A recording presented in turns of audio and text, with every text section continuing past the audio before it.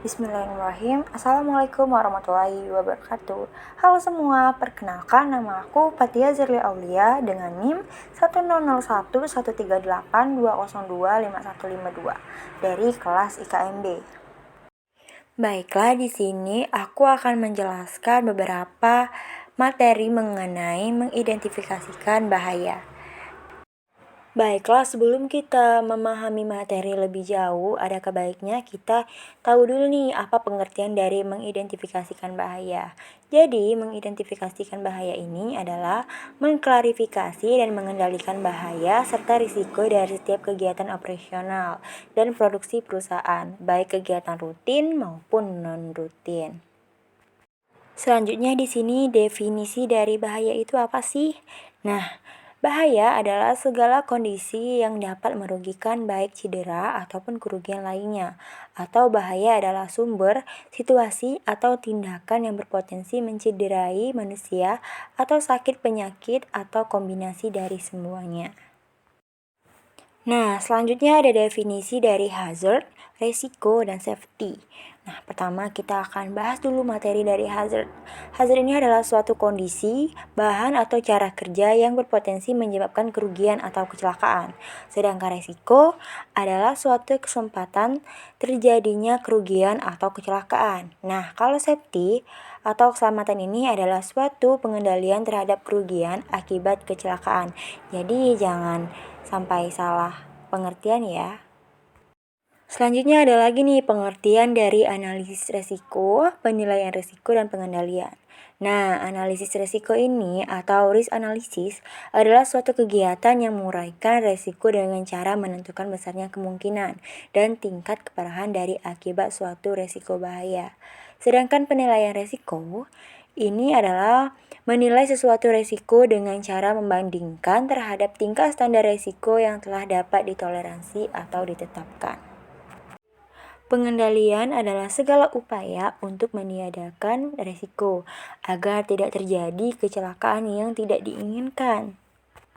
Menurut Permen PU nomor 05 PRTM 2014, pasal 19 huruf J tentang tanggung jawab penyedia jasa, melakukan pengendalian resiko ketiga konstruksi termasuk inspeksi yang meliputi yang pertama tempat kerja, yang kedua peralatan kerja, yang ketiga cara kerja, yang keempat alat pelindung kerja, yang kelima alat pelindung diri, yang keenam rambu-rambu, dan yang terakhir lingkungan kerja konstruksi sesuai RK 3K. Selanjutnya di sini terdapat jenis bahaya utama potensial. Yang pertama, kita akan bahas satu persatu. Yang pertama ada potensi bahaya fisik, potensi bahaya kimia, potensi bahaya biologi, potensi bahaya ergonomis, potensi bahaya prosedur kerja, potensi bahaya psikologi. Nah, mungkin beberapa dari kalian sudah tahu nih contoh dari bahaya fisik potensial.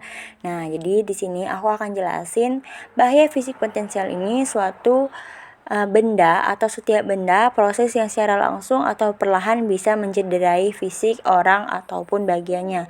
Nah, contohnya seperti bising atau suara di atas NAB, alat atau mesin tanpa pelindung, benda dua atau objek penghalang, penerangan tidak memadai, vibrasi atau getaran, permukaan yang licin, permukaan yang panas atau dingin, dan yang terakhir seperti radiasi ionisasi. Selain bahaya fisika, di sini terdapat bahaya kimia potensial. Nah, bahaya kimia potensial ini dapat menyebabkan cedera tubuh, sakit atau kematian, atau perubahan perilaku maupun penurunan kepekaan seseorang. Contohnya seperti pelarut, asbestos, metal dioksida, kadium, dan arsenik. Selanjutnya ada silika, merkuri. Nah, merkuri ini biasanya bagi kaum perempuan itu terdapat di berbagai kosmetik yang tidak dibolehkan karena terdapat kandungan merkuri.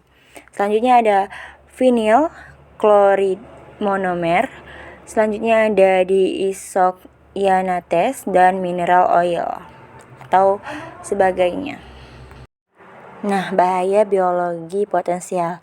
Jadi yang kita ketahui bahwasanya setiap unsur-unsur kehidupan seperti debu organik, jamur, serangga, semut, kutu, protozoa, bakteri, virus, atau enzim yang dapat menimbulkan reaksi alergi, luka, ataupun penyakit terhadap tubuh manusia.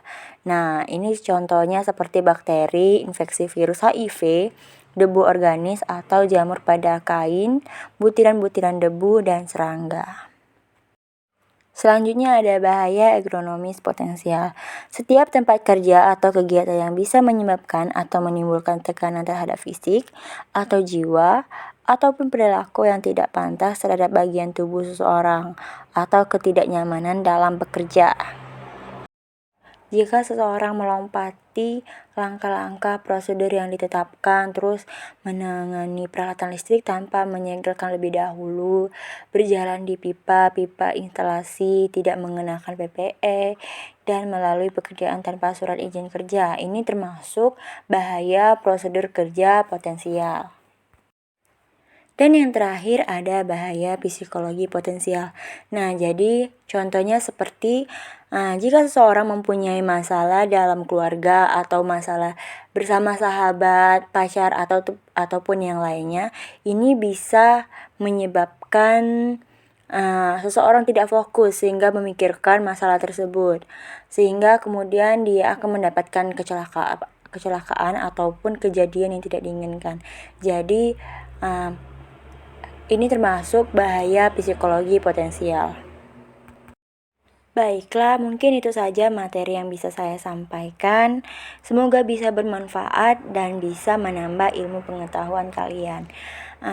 Saya akhiri, maaf jika ada salah kata dalam penyampaian atau kurang baik dalam penyampaian. Wabillahil taufiq wal hidayah. Wassalamualaikum warahmatullahi wabarakatuh.